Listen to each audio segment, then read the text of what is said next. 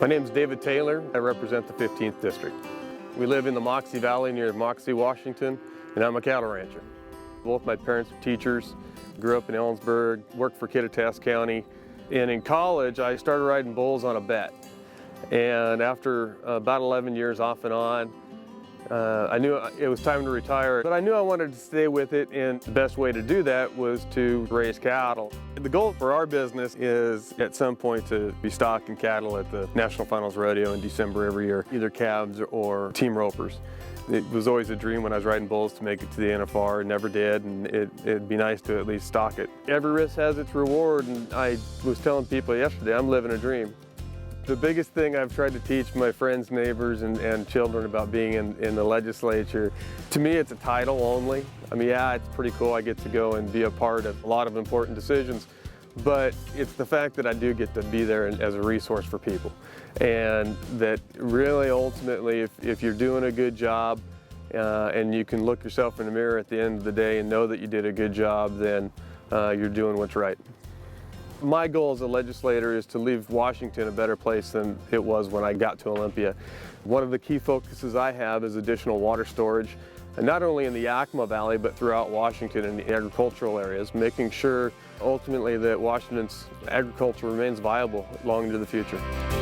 The policies this state makes greatly affects the profitability and viability of agriculture. The interesting thing about agriculture is it's very sustainable. You know, you look at Washington State over the past 3 years and we face continued budget deficits and high unemployment.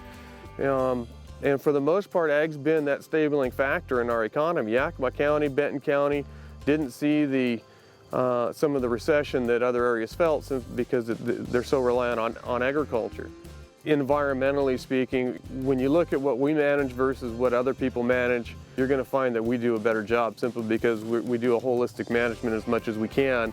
Being a steward for our business is smart on, I guess, two levels. Number one, it keeps the regulatory agencies away from us, but number two, it allows us to continue to be viable. In a 9-year period, we went from 10 cows to over 200. So I think that talks real well as to our management technique and our ability to improvise and, if need be, rest an area and go in and do some intensive grazing in other areas.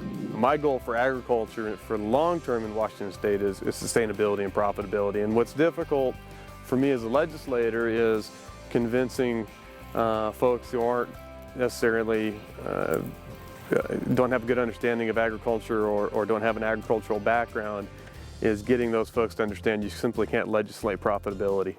And so for me, it's to try to pass laws that ultimately make it easier for people to make a living on the land and doing what they love to do.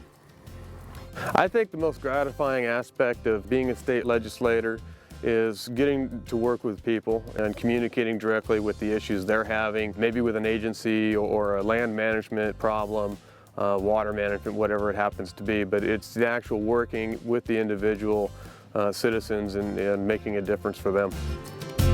Water's huge. I mean, the old saying is whiskey's for drinking, water's for fighting. For us, we do about 60 acres of hay that we couldn't do if we didn't have water. Most of our pastures are irrigated pasture. Typically on an irrigated pasture, our stocking rate's 1 cow per acre. It depends on how good the grass is, sometimes as high as 2 cows per acre. But when it's not irrigated, you could be as high as 1 cow per 200 acres or 1 cow per 300 acres. So the ability of an agricultural producer to have enough numbers of animals to make it profitable is in fact dependent upon water. We are one of the most trade-dependent states in the country. You know, banks play a huge role in today's agriculture. It took us 9 years to find a bank that would deal with a small producer, but we finally found one locally, and we've built a very good, positive relationship with them. And quite frankly, they're the reason we've been able to grow like we have and ultimately start stocking rodeos this last year, because they put trust in us and we didn't fail them. An effective and efficient transportation system is probably number 3, in my opinion, important to agriculture, because we can't get to the market if we don't have an efficient and effective transportation system. Well, family farms, it's a legacy issue for me. I didn't grow up on a farm. It's one of those you need blood, sweat, and tears to build it, and I'm hopeful that my kids want to take it over when the time comes. We've got orchardists out there. We got great producers out there that are having a hard time finding employees. You hope for the best and prepare for the worst, and I think agriculture, you know, it can get stronger through better overall policies coming from Washington State as far as business goes, but I think it's got a bright future right now. As long as the government stays out of it, we'll be just fine. If you look at business in general, it's small business that is the backbone of Washington's economy, and along small business is a family farm. Let's get Washington working again.